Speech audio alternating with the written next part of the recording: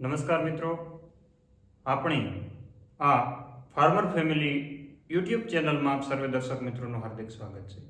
મિત્રો, આજે ચર્ચા કરવી છે કે આવનારા ચોમાસુ ઋતુની અંદર જે પણ પાકોનું આપણે વાવેતર કરવાનું છે તો એ પાકો માટે આપણી જમીન છે એની કેવી માવજત કરવી જોઈએ, એટલે કે જમીનની તૈયારીની ખાસ કરીને વાત કરીએ તો એમાં પહેલું છે ખેડ ખૂબ અગત્યની છે. તો એ ખેડ વિષય ઉપર આજે ચર્ચા કરવાની છે. એ ચર્ચા કરવા માટે હું આપની સાથે મનીષ બલદાણિયા, કૃષિ નિષ્ણાંત તરીકે કૃષિ વિજ્ઞાન કેન્દ્ર ગીર સોમનાથ કોડીનારમાં ફરજ બજાવું છું. તો મિત્રો, ખાસ અગત્યની વાત આજે શરૂ કરીએ કે ખેડ કેટલી મહત્વની છે, ક્યાં એનો ઉપયોગ વધારે કરવો જોઈએ, ક્યાં એનો ઉપયોગ ઓછો કરવો જોઈએ, કયા પાકમાં કેવી ઊંડા પ્રકારની કરવી, સીસરા પ્રકારની કરવી, કયા સમયે કરવી જોઈએ, એ બધી માહિતી તો આપના સુધી પહોંચાડવાની છે. અને હું આશા રાખું છું કે આપ સર્વે લોકો આ વિડીયો પૂરો નિહાળો, જેથી કરીને તમને પૂરતી માહિતી મળી રહે. જે મિત્રો આ વિડીયોની અંદર પહેલી વાર જોડાણા હોય અને ચેનલને હજી સુધી સબસ્ક્રાઇબ કરી નથી તો મિત્રો ચેનલને સબસ્ક્રાઇબ કરી દેજો.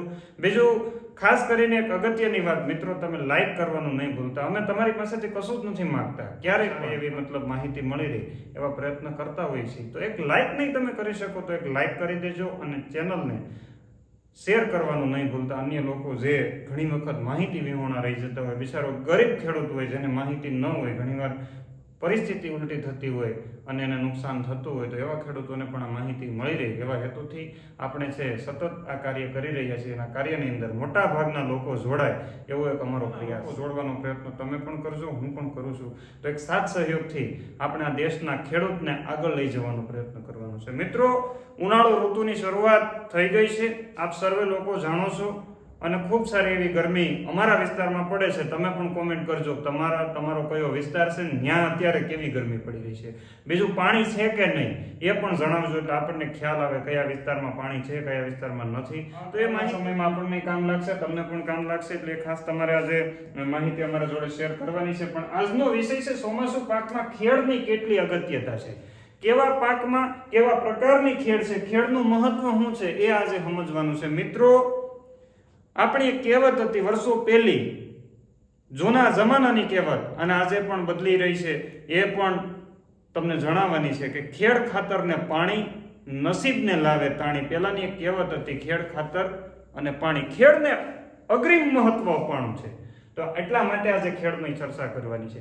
આજે એ કહેવતમાં થોડો સુધારો થયો. ખેડ ખાતરને પાણી, નસીબને લાવે તાણી, જો કરે જાણ્યા વગર કરશો તો તમારે નુકસાન થવાની શક્યતા ઘણી બધી વધારે છે. એટલે થોડું મહત્વ જાણી લેવું જરૂરી છે. તો ખાસ કરીને જોઈએ તો ખેડનું મહત્વ મિત્રો, ખેડ ખૂબ અગત્યની છે. જમીન છે એ પોષક તત્વોનો ભંડાર છે. જમીન છે એને આપણે માતા કીધી છે. જમીન છે એ સર્વદાતા છે, કારણ કે બધું જ એમાંથી જ નીકળે છે. તો આ જમીન એની વ્યવસ્થિત ખેડ થાય, ખૂબ સારું ઉત્પાદન લેવા માટે જમીનને પલટાવવી જરૂરી છે, ઉપલા લેયરને. પણ કેટલા ઊંડાઈથી પલટાવીએ ખાસ અગત્યનું છે. એટલે ખેડ. બીજું, જમીનની નીચલું લેયર કડક થઈ ગયું હોય તો જમીનમાં પાણી નીચે નથી ઉતરી શકતું, એટલા માટે ખેડ કરવી અગત્યની છે. જમીન કોમ્પેક્ટ થઈ ગઈ હોય તો એને તોડવા માટે ખેડ મહત્વનું છે. જમીનમાં પોષક તત્વોની સરભરા કરવા માટે ઉપલા લેયરમાંથી નીચલા લેયરમાં આપણે છે પાક, અહીંયા આપણી આ જમીન સમજી લો, અહીંયા આપણે પાક વાવ્યો છે, એના મૂળ એટલા વિસ્તારમાં હતા, તો આ એમાંથી બધા પોષક તત્વો લઈ ગયા છે, તો હવે આને ઉપર લાવવા માટે આપણે ખેડ કરવાની છે. હવાની અવર જવર વધારી શકાય, ભેજ સંગ્રહણ શક્તિ વધારી શકાય, એટલા માટે આપણે ખેડ કરવાની છે. પછીનો અગત્યનો મુદ્દો કે આપણે જે પણ કઈ પાક વાવ્યો હતો, કપાસ વાવ્યો હતો, એરંડા વાવ્યા હતા, મગફળી વાવી હતી, ઘઉં વાવ્યા, ઈયળું આવે, એમાં જે રોગ આવે, એમાં જે જીવાતો આવે, એના જે કોશેટા રહી જાય, એના અવશેષો રહી ગયા, એ જમીનમાં દટાણા હોય ઘણીવાર, તો એ બહાર આવી જાય, સીધી સૂર્યપ્રકાશ સીધો પડે અને એના કારણે થઈને એ મરી જાય. અથવા તો તમને ખ્યાલ છે ખેતી થતી હોય, ખેડ થતી હોય તો ત્યાં બગલા, કાળિયા કોસી, આ જે પક્ષીઓ છે જેને આપણે આ વીણીને ખાતા હોય, તો એ પક્ષીઓ છે એ ખાસ કરીને આ બધી જીવાતને ઓછું કરવામાં ખૂબ મહત્વનો ભાગ ભજવશે. એટલે ઘણીવાર ખાસ કરીને જોજો તો ખેડ છે ખૂબ મહત્વની છે. એટલે ખાસ ખેડ કરવાનું કોઈ ખેડૂત મિત્ર ન ભૂલે. પણ હવે એ પણ ન ભૂલે કે કેવા પાકમાં કેવા પ્રકારની ખેડ જોઈએ, કારણ કે ખેડ અગત્યની છે. આજના મોટા ભાગના ખેડૂતો ટ્રેક્ટર પાછળ દાંતી, રોટાવેટર એ ચલાવી દે, કરપ ચલાવી દે, રામ ચલાવી દે, એટલે કે ખેડ થઈ ગઈ એમ ન ચાલે. એના માટે થઈને પ્રોપર મેનેજમેન્ટ થવું જોઈએ. પ્રોપર મેનેજમેન્ટ થશે તો ઉત્પાદન સારું મળશે. જો ખેડ જ નબળી હશે, આપણે કહીએ ને ભાઈ આની ખેડ, આપણે નથી કહેતા કે એના બાપ દાદાની ખેડ નબળી હતી એટલે આ પરિણામ ભોગવવું પડે. એટલે આપણી ખેડ પણ જો નબળી હશે તો આપણે પરિણામ ભોગવવું પડશે. પણ હજી એકવાર કહી દઉં યાર, ચેનલને સબસ્ક્રાઇબ ન કરી હોય તો કરી દેજો, કારણ કે અમારે તમારી પાસેથી કશું ન જોતું. બાજુમાં બેલ આઇકોન ઉપર ક્લિક કરી દેજો એટલે માહિતી તમને સટાસટ મળી જાય. અને મગફળી ઉપર આપણે ગયા વર્ષે બહુ બધા ખેડૂતોને સારું ઉત્પાદન અપાયું હતું, તો આ વખતે બમણું થાય એનો પણ એવો આપણો પ્રયત્ન છે. એટલે ખાસ હવે ખેડ કરવાનો યોગ્ય સમય મિત્રો મેં અહીંયા લખી તો દીધું. તમને એવું થશે કે સાહેબ તો મન પડે ત્યારે ટ્રેક્ટર લઈને વયું જવાય અને ખેડ કરી નખાય. નહીં, સાયન્સ અને ટેકનોલોજી, ઓસ્ટ્રેલિયાનું રિસર્ચ એવું કે ખેડ ક્યારે કરવી જોઈએ એનું મહત્વ આપણે સમજવાનું છે. ખેડનો યોગ્ય સમય, જમીનની અંદર 25 થી 50% સુધીનો ભેજ રહેવો જોઈએ. એટલે કે લાડવા ન વળે પણ જમીન ભેજવાળી હોય. ઢેફા ઉકળે, ઢેફા નીકળે તો સમજવાનું કે આપણી જમીન હાર્ડ થઈ ગઈ છે. આ જમીનની અંદર ખેડ બહુ મોટું થઈ ગયું છે. ઢેફા ન નીકળવા જોઈએ. ઢેફા નીકળે તો ખર્ચો વધે, ખર્ચો ઘટે નહીં, જમીનનું સ્ટ્રક્ચર, બંધારણ ઘટે. એટલે ખાસ કરીને તમારે ધ્યાને રાખવાનું છે કે ખેડનો યોગ્ય સમય, ઘઉંનું લઈ લીધા, ઘઉંનું પરાળ છે, રોટાવેટર મારી દીધું, અથવા તો આપણે પાણી આપેલું છે તો કોઈ વાંધો નથી. 20 થી 50% ભેજ રહીને ત્યારે આપણે ખેડ કરી દેવાની છે તો જમીનમાં બહુ મજા આવશે. એટલે જમીન પોચી અને ભરભરી રહેશે. બાકી ઢેફા નીકળશે એટલે રોડી વાળું પડું થશે એટલે એમાં મજા નહીં આવે. એટલે 20 થી 50% સુધીનો ભેજ જમીનની અંદર હોય ત્યારે યોગ્ય સમય. હવે સમય કયો? મારા હિસાબથી ઓસ્ટ્રેલિયા વાળા એવું કે રાતના ખેડ કરવી જોઈએ, પણ બીજા એક વૈજ્ઞાનિકની એવી ભલામણ હતી ત્યાંના કે એવું કહેવા માંગે કે વહેલી સવાર અને મોડી સાંજ, કે ડાયરેક્ટ સૂર્યપ્રકાશની અંદર પણ ન આવે અને એ સમયે પક્ષીઓ જ્યારે હાજર હોય. તમે જોજો વહેલી સવારે તમે ખેડ કરવા જાવ એટલે બગલા તરત જ ત્યાં હાજર થઈ જાય, કારણ કે આ બધા કોસેટાને ખાઈ જશે. રાતના સમયે ખેડ કરવાથી ઘણીવાર છે એ ઘણા નુકસાન જતા હોય. ઘણીવાર હળ છે તમારું બેલેન્સ ન રહેતું, આપણે ભૂલી જતા. આવી પરિસ્થિતિ ઘણીવાર ઘણા બધા નુકસાનનું ખેડૂતોની ફરિયાદો હોય. એટલે રાતના સમયે પણ રાતનો ફાયદો છે, કારણ કે નિંદામણ ઓછું ઉગશે, ડાયરેક્ટ સૂર્યપ્રકાશ ન આવે તો. રાતમાં મોટો ગેરફાયદો એવો થાય છે કે આ પક્ષીઓ હાજર નથી રહી શકતા, એટલે ઓલા કોસેટાસી ફરીથી પાછા ગતિ કરીને અંદર ઘૂસી જાય. એટલે વહેલી સવાર મોડી સાંજના સમયે બહુ બપોરે ખેડ કરવાથી સૂર્યપ્રકાશ સીધો પડે ત્યારે અમુક નિંદામણ છે એના કારણે નીકળી પડવાની શક્યતા, આવું ઓસ્ટ્રેલિયન સાયન્સ કહે છે, હું નથી કહેતો. એ સિવાયની વાત કરીએ તો બપોરના મધ્યાહનમાં ક્યારેય કદાચ પક્ષીઓની સંખ્યા છે ઘટી જતી હોય તો પણ આવું થઈ શકે. એટલે ખાસ કરીને વહેલી સવાર અથવા મોડી સાંજના સમયે ખેડ કરવાનો યોગ્ય સમય છે. 20 થી 50% જેટલો ભેજ હોય એ સમય યોગ્ય છે.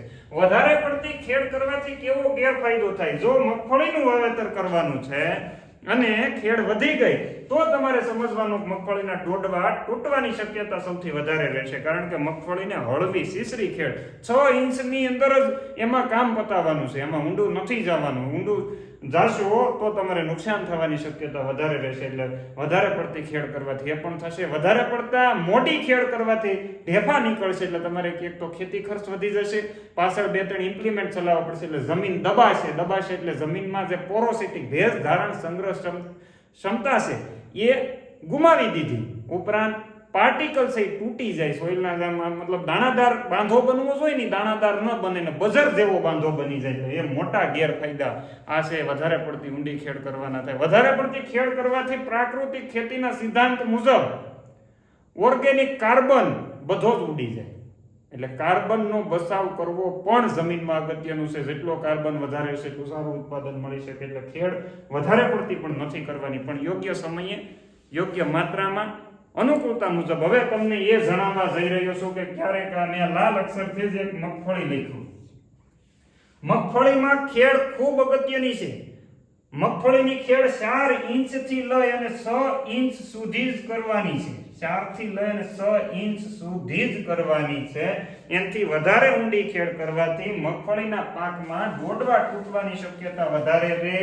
ઉપરાંત મગફળીનું ઉત્પાદન વધારે બરાબર બેસતું નથી. એટલે મગફળીને સીસરી ખેડની જરૂરિયાત છે. વધારે પડતી ઊંડી ખેડ કરવાથી મગફળીમાં જમીન પોચી રહી જાય તો ફૂગ, જે શરૂઆતના અવસ્થામાં ફૂગ આવે એ ફૂગ આવવાની પ્રોબેબિલિટી પણ વધી જાય છે. તો એ ખાસ યાદ રાખજો, મગફળીમાં 4 થી 6 ઇંચ સુધી તમારે ખેડ કરવાની છે, એનાથી વધારે ઊંડી ખેડ કરવાની નથી, નહીંતર દોડવા તૂટવાની શક્યતા એને તો જવા દઈએ, હાલો વીણાવી લેશું, પણ ફૂગ આવી જશે તો ફરીથી પાછા પંપ નાખી અને ફૂગનાશક છાંટવી, એ બધો ખર્ચો વધે ને. આપણે ખર્ચો નથી વધારવાનો, એટલે મગફળીની અંદર ખાસ ધ્યાન રાખજો, સીસરી ખેડ કરવાની છે.